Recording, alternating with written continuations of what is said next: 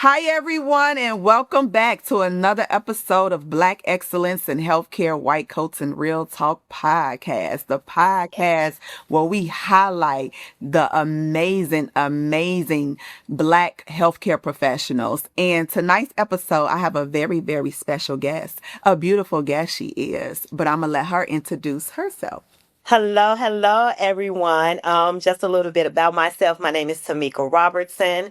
I was born and raised in Chicago, Illinois, Chi-Town. Yes. So I moved to Florida back in 2001 to pursue my career in nursing. And let me tell you, what a ride. What a ride. Still riding. So I moved here. I actually met my husband in Florida. I am married, 11 years married, 22 years together, and I have an amazing life. Two beautiful children, and life is good, y'all.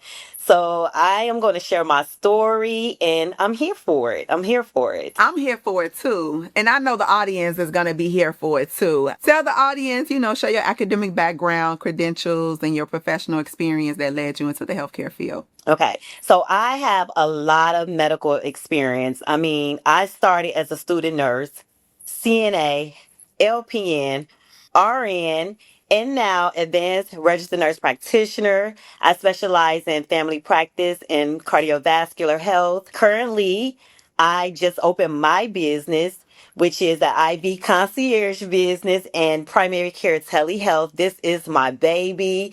I've been waiting to do this for years, and I finally it just happened.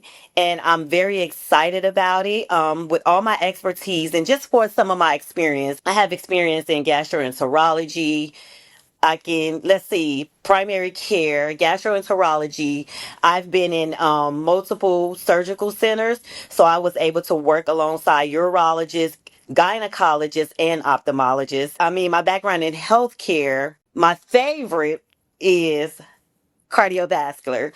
The heart, y'all. We need the heart to live. Come on now. So it's been my absolute favorite, but this is my first time actually in the field as a mid-level. So I truly enjoy it. I work in the hospital and I also work in the clinic. So I get to see patients, not that we want to see it this way, but I see patients prior to their admissions if they're admitted to the hospital, and I get to see them when they transition from hospital to home. So that's been an experience for me because right now I'm in a doctoral program and my project focuses on 30-day hospital readmissions for heart failure patients. So it's all intertwined together, and I am really enjoying it. Even though school is a lot right now, the doctoral program is a lot of busy work. I truly enjoy it because that's my field currently. So it's perfect for what I have going on. That's tons of amazing experience. Oh, Yes, that one girl. body right there. That This one little body body. girl, I forget that it's only one of me. My husband remind me every day, like, Meek, it's one. You're just one person. You cannot live 10 lives. Because I try to do it all the time.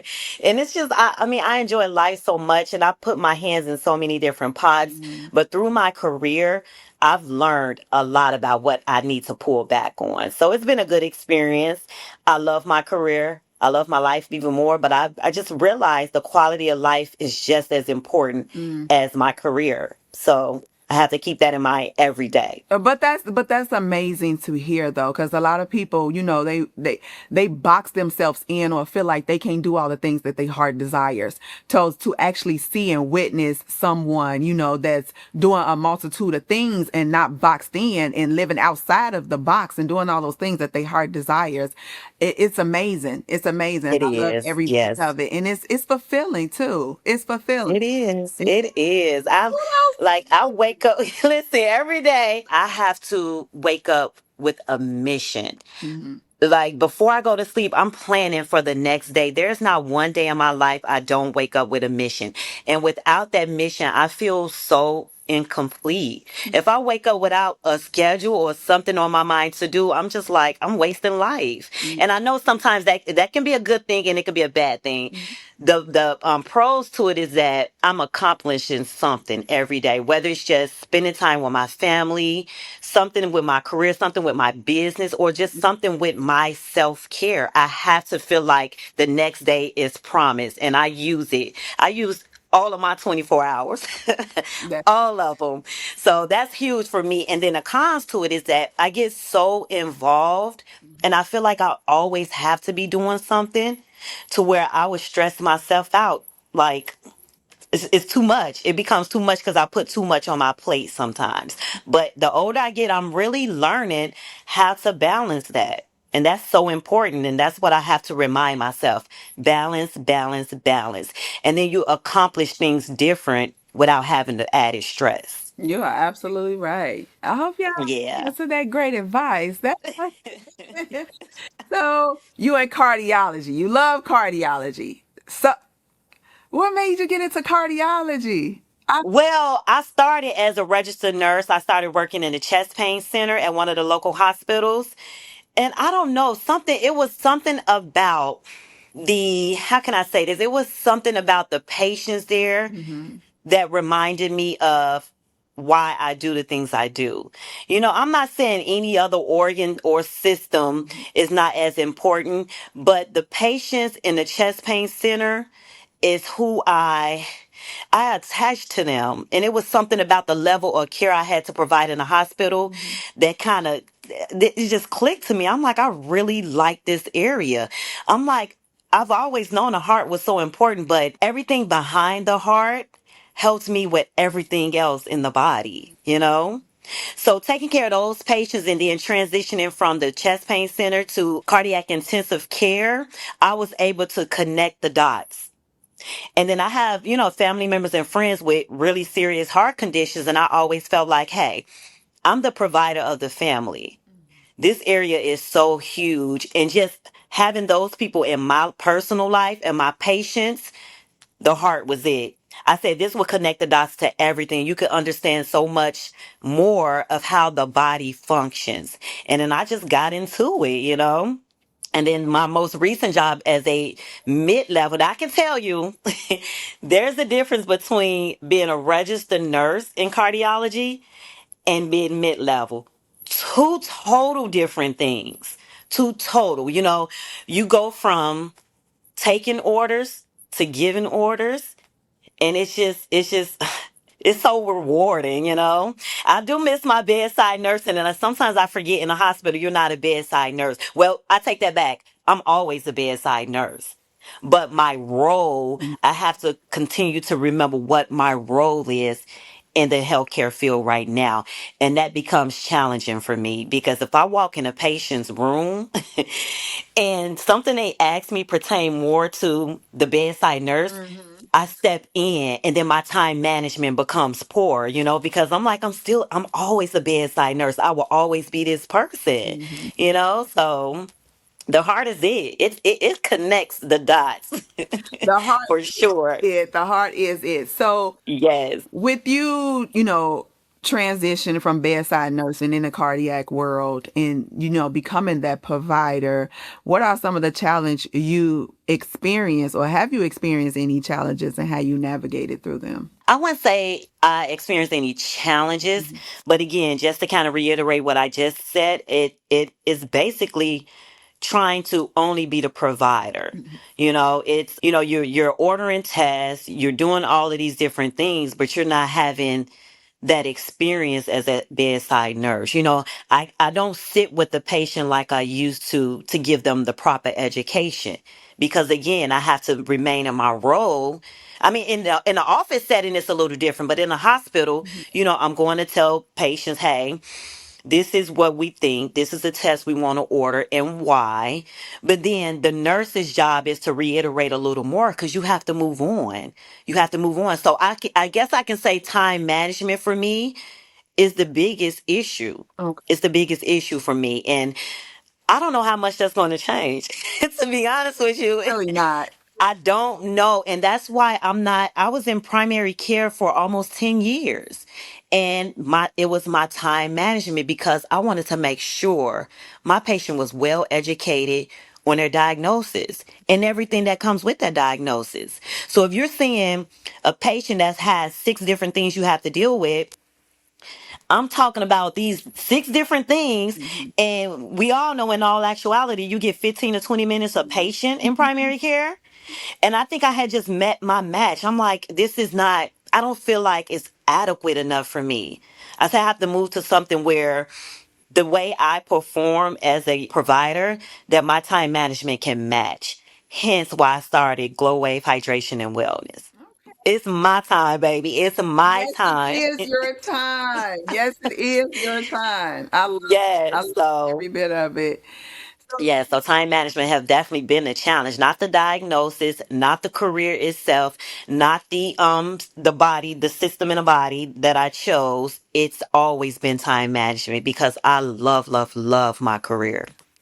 I'm glad that you do love it. Okay. I do. Like I you're killing do. it. You are most definitely killing it.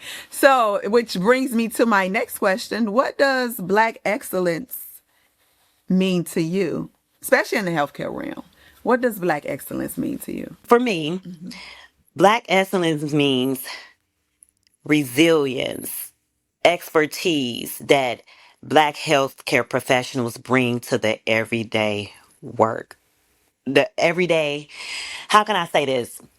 We we grew up in a world where we weren't given our flowers. You know, we grew up in a world where people thought we wouldn't make it to careers. You know, we wouldn't climb the corporate ladders, or get to levels where a lot of different nationalities are, you know. But Black excellence to me means that we are showing up for our ancestors, for our families, for our people who thought things weren't, we weren't capable of getting there. You know, and now you see in a world that the percentage of Black people in our career field in medical is excelling. And we are really showing out. We are showing out, we are showing up, and we are putting our all into it. And not only that, we are so committed to our communities. We are giving back more. And I think that has came a long way, a long, long way. I'm only in my 40s, and I can say the last 20 years that when it comes to Blacks, our population have really Yes. increased in the educational world, you know, and it's happening more and more. You know, I'm going in these different communities, going to these different places, and I'm like, oh, it's all Blacks, you know? So it's, for me, it's just so amazing to see that.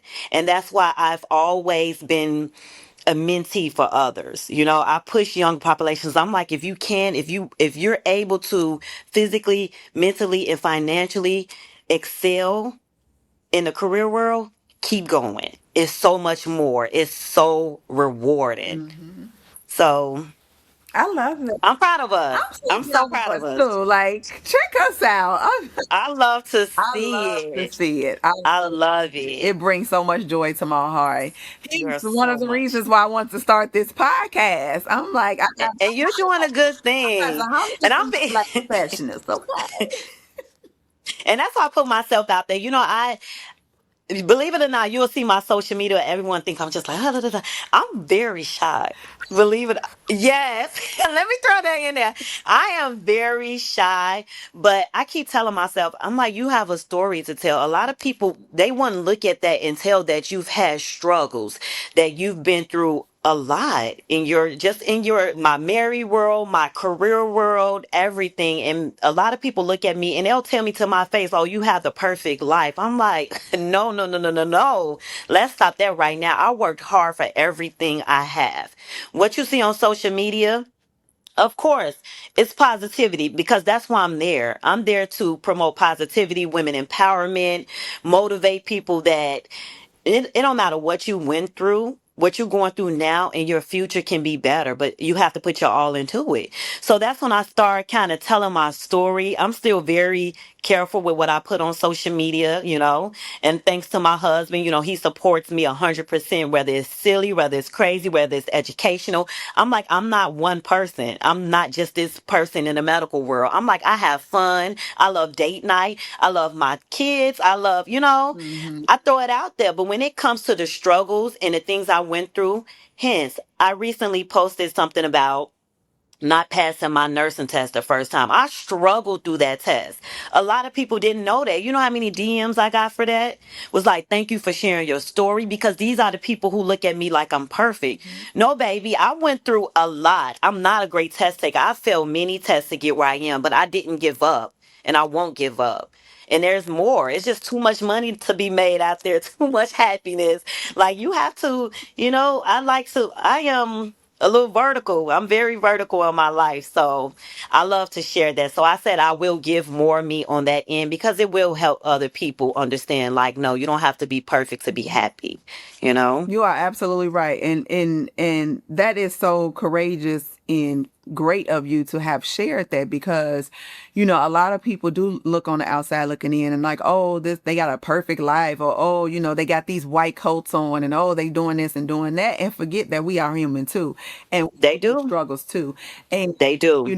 we may not broadcast, every low, but it's there, and it happens too. And no, everything wasn't an easy scapegoat neither. Like, it was just a fly through, get through it. It wasn't like that. So it's good for other people to see, like, okay, yeah, this, Yeah. she had some challenges too, and sometimes people, they give up when they fail, They they do. get discouraged, so it's good see Absolutely. somebody, that has been through that and has failed and hasn't gave up and kept going. So you Yes. need to see the real, you know? And I didn't go through all of those steps I didn't purposely become an LPN, then RN, then APRN. That didn't happen on purpose. That happened because of things that happened in my life. I say it was God plan to let me hit every step. I came to Florida to go to school at my HBCU to become an RN. The whole LPN, student nurse, it all happened in between. When I didn't pass my first RN state boards, I had to apply to become an LPN, worked as an LPN, went to a program, Daytona State. I joined their program from LPN to RN. I went to school all those years just to receive an associate's degree initially. Mhm. But there was some steps in between. Once my school figured out, some things changed at my school. Once they figured out, hey, this girl passed every class. She went through this program successfully, but because of an exit exam, she wasn't allowed to walk. You know? But one person saw this. I met with this lady. We had a conversation, and in a 6-month time frame, she put me back in that program, and I graduated with my bachelor's, because that's what I came here for, and that's what I did. So no, I didn't become all of these steps in between because I wanted to. Things happen. But the most important thing is that I didn't give up. I said, there's no way I moved to this state to get what I got. I said, I'm here for what I came for, and I'm going to get it. I, And I did just that, and it pushed me so far. It just gave me that drive to just want more and more and more, and now I can't shut it off. it's like an I can't shut it addiction. off. It's like an addiction, because you'll be like, okay, so what am I going to accomplish next? Girl, What's I'm next? so addicted to accomplishments. And I'm like, and my husband be like, so Meek, what's next? Like, what else is there? I'm like, oh, it's It's something there. something there. It's something there, but I'm really addicted to life itself and accomplishments. And if I can get it, I'm getting it. I know that's right. I know that's So, right. Get it, girl. for Get sure. it. Get it, girl. Get it. So that beautiful white coat you got on over there. What does that, symbolize for you, either personally or professionally? What does that white coat mean to you, especially when you put it on? So for me, the minute this coat, the minute I put this coat on, girly, so it means hard work, commitment to taking care of others, to taking care of myself, and to show people, you can trust me. You can trust me with your life. You can trust that I will do the right thing for you and for myself. Because if I don't do the right thing for myself, I can't show up for you. So definitely hard work and commitment. I've been in appointments where some people say I have white coat syndrome, or they get really nervous. Mhm. And it comes a time in my life where I take my white coat off in a room. I said, talk to me. Mm. I said, this white coat would never change who's sitting in front of you, who really want to hear your story, who really wants to help you. So even though the white coat go on, the white coat come off a lot, you know? So I just want people to understand it. And it has gotten up my patients a long way. I will take this white coat off, hang it up. I'll scoot my chair right in front of them. I said, talk to me like I'm your family because that's how I'm treating you right now. So I, I love it. I love it. I love every bit of it. So on White Coats in Real Talk podcast, I have a segment called White Coat Confessions. Okay. So this is where you tell us a truth. Okay. Something that has shaped you into the woman you are today, or a hard lesson learned, something that nobody really knows about you outside of like your personal family, Okay. friends, they kind of just help shape you into the woman you are today. You care to share something with us? We want to get all in your business. Like, we want to know I'm good too. Let me see. Something someone doesn't know. I had a vision of being perfect. Hmm. I wanted to be perfect in all aspects of life. And the minute I found out that there's no such thing as the perfect human, my life changed right away. I'm 44, and it took me 42 years to understand that Hmm. perfection does not exist. It does. And I beat myself up for so many years, showing up for everyone.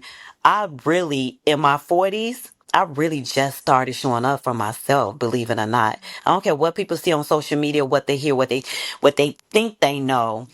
I didn't show up for myself a lot.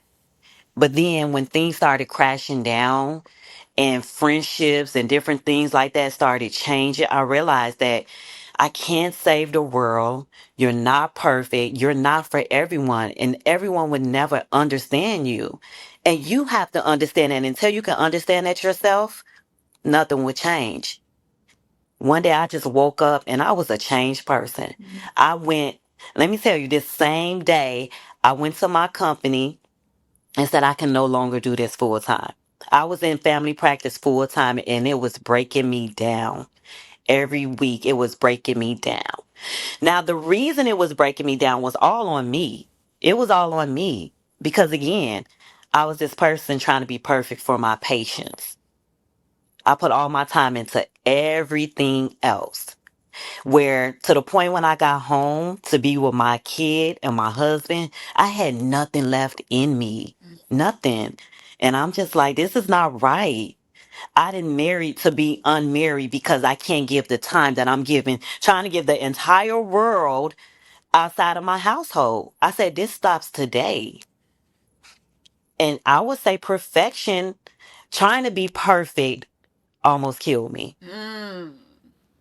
It really put me into a state I did not want to be in. No, I didn't end up on medications, didn't even see a therapist. And that was half the problem. I tried to do therapy on myself because in my mind, I thought I knew what to do because I can do it for my patients, but I didn't get the help that I needed. Mm. And so when I changed that thing out, now I'm like, oh, I don't care. Everyone's like, who's this new person? I know how to say no. I didn't say no. Like, no, I love the word no because I did. And I would honestly say that's the one thing in my life people didn't know about me, that I wanted to be a perfect person and it didn't exist. It did not exist. So I don't know if that's something worth sharing. I don't know if anyone can take from it, Because you never know but who else may feel like that. It's a lot of people that they strive so hard to be perfect, and there's no such thing as a perfect human. But it's a lot of people. It didn't take me that long, but it took me a long time, it was girl. like, Like, now when you look, keep getting bumped on the head, you just like, oh my God, like that reminder of like, no, girl, you're not perfect. Calm down. Like, but it is, and it's a lot of people. It's a lot of people out here that strive to be yeah, perfect and not knowing that it's no such thing as a perfect. there's no such thing. And sometimes, sometimes God puts you on that path and that journey, to open up your eyes about certain things, So kudos to you, and I appreciate you sharing that story with us, because I'm sure somebody Absolutely. out there listening probably feeling the exact same way, and it is, Hmm. and some people don't realize that they may need, to talk to someone, in Yeah, regards to that, because they put so much stress on themselves trying to be this perfect person, are exactly. interfering with other things in their life because they're not taking care of their self the way that they should, because they too consumed in trying to be this perfect person that doesn't exist. Yep, and show up for everyone. Answer every call, every text, those days are over, baby. I'm always gonna be the compassionate person I am, but it's definitely to a limit. Mm. It's to a limit, and I put the eggs in the right basket, and now I can say, like, I'm not saying I have the perfect life, but I have a great life, from the That's career, from my marriage to being a mom. I really enjoy life. that's good. So, and this is how I want to feel, and I want everyone to feel what I feel. I don't care how they take it. People need to feel this, and I'm praying that a lot of people can take for this and try to figure out ways to get to this, because it was not easy for me. And I have a lot of time to enjoy it, and that's exactly what I'm doing right now. I love that. I love that for you. Yes. I love it. I Thank love it. you. So, what is a piece of advice that you would give to aspiring Black healthcare professionals? I'll say, don't give up, and don't think you can't do something without trying. Always stay motivated to try things. Even if you feel like, oh, I don't know what that is, then give it a shot, and try to excel in your career, because a lot of career paths, you don't have to stop there. When it comes to healthcare, there's so many different avenues you can choose, especially nurses, nurse practitioners, doctors. There's so many different avenues. You don't have to be stuck in one area, especially if it makes you unhappy. Try something new, try something you've never done before. But most importantly, you have to tell yourself you can do it. Don't give up before you even try it. And self care, make sure that's there before you even take that step. Because if you're not taking care of yourself, and I'm talking about from your diet to your physical activity to just even all the aesthetics part, the aesthetic part of self-care, that's a must. Because when I added that on routinely, that also really helped me. So keep pushing, stay motivated, stay around positive people, Mhm. people that are like-minded, because when you put yourself in a room full of people who don't have a clue of what to do with life, or giving suggestions, only things that work for them, you have to stay around like-minded people, because that's big. Our social world is really huge. That's why I say social media is a good thing. It could be a bad thing, because people so influenced about what they see, but the real life experiences you don't get. And again, that's when you get to that perfection. People looking at social media, oh, this person is perfect. No, everyone have their story, but that's their story. Write your own, and keep creating chapters, and publish your book. For sure. We can all do it. We all have a piece of life out here. God put us all here for a reason. And we're going to go through things to get there. But just know it's going to be challenges. But if you can overcome them challenges, the reward is so much better in the end. That's some amazing advice. Yes. Now, my next part, my white coat power moves rapid fire. So I'm going to ask you a few quick questions. Okay. And you just answer with the first thing that comes to mind. You ready? Just Okay. so the I'm audience could ready. get to know you just a little bit better. I'm ready. Coffee or tea? Coffee, girl. Lord Jesus, coffee. Coffee. Coffee. Good and bad, but coffee. Early bird or night owl? Early bird. Okay. Catches the worm. It's a true statement. Mentor or self-made? Self made. Okay. So, To a certain extent. okay. Legacy. That's hard. That's a hard one. That's a hard one. Because to be self made, the mental aspect has to be there. So that's very hard. But now that I think about it, it has to be mental before self made. Absolutely. Absolutely. So, legacy or lifestyle? Girl, legacy first. Legacy. Legacy. Okay. So why you pick legacy? Okay. Let me tell you why I picked legacy Uh-huh. first. Mm-hmm. This is probably wrong because I feel like when I told you every day I wake up with a purpose, that purpose is really to build a legacy. And I think I'm answering that as a mom, Mm-hmm. but to build that legacy, the lifestyle has to match. So we're gonna go with that. These not easy questions because I think about my kid, then I think about my husband, then I think about my career. But you do have to have the proper lifestyle to build a legacy. Mm-hmm. So yeah. Okay. I love it. So I want you to finish this sentence. Success to me means. Success to me means being committed to my lifestyle and my blessings. There we go. Yeah. Love it. Sweet, simple, straight to the point, but That's it. I love it. I love it. I love it. I love it. One more thing I'm going to ask you. What is the biggest risk you ever take? You ever taken? I would say the biggest risk, huh? Picking that I, brain. No.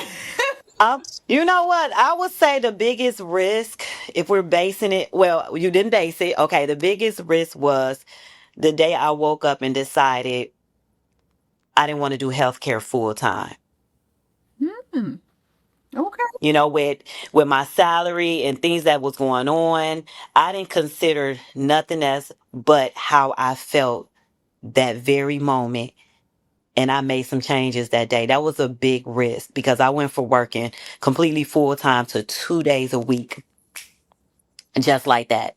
And I don't know if it was just God's timing and the fact that I get so much support from my husband. He knows I would never make a decision that'll risk our family, but he also knows when I've had enough. When he come to me saying I had enough and it's time to make some changes, he the one who puts me back on track. And I didn't question it. I didn't say nothing to him. I got up that day and I said, this can't happen anymore. I'm making some changes. I didn't think financially. The only thing that I was thinking at that very point was my mental health. Mm. And I just took a big risk and it worked out and we love it.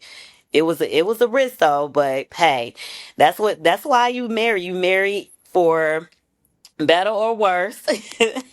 You're supposed to support each other, and he supported me 100% and made sure, even though I took that risk, I handled it well, and we did everything that was necessary to make sure I came out on the top. That's good. I So, love it. I love it. So tell us, me and the audience, one word that describes your journey. blessed. Say it again. Say it again. Blessed. Okay. I am very, very, very, very blessed and so grateful. Okay. So tell us one word that describes you. I am.